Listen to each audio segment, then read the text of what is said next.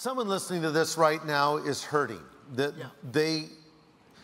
living with a disability. Someone close to them died recently.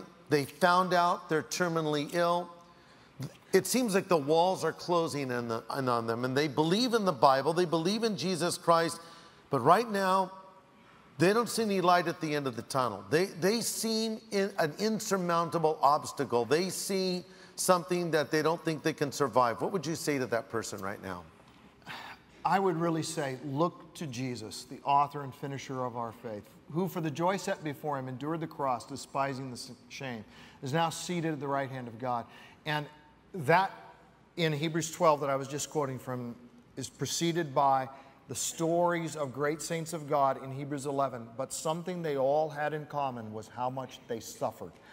And there is a lot of suffering going on in this world. And we have a God who cares. It's not the God of what's called deism, who was the watchmaker who started it all and then departed and doesn't really care what's going on. It's a God who looked down. He cries, he weeps for his people. We're told that in Exodus, how he wept for his people. Jesus weeping over the people of Jerusalem. And it's a God who came down to become one of us in the person of Jesus Christ, who loved us so much that he extended out his arms. His hands bear the mark of the greatest evil and suffering that has ever happened in human history. We call that day Good Friday. Why do we call it Good Friday? Why don't we call it Bad Friday, Horrible Friday?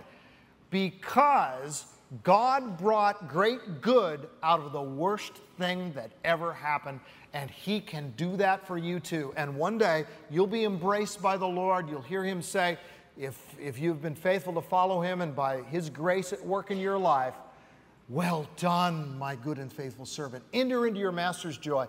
And when that day comes, we all will know it was worth it. God, you accomplished things that I didn't even know about, and I look forward now to finding out, now that I'm with you, and I'm sure that God's going to explain a lot of things to us that we don't understand now.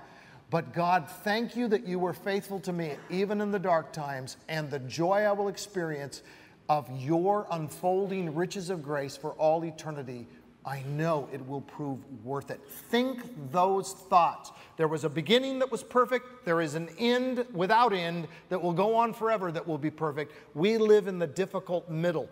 Put it in perspective by the past and the future that is built on the finished work of Christ.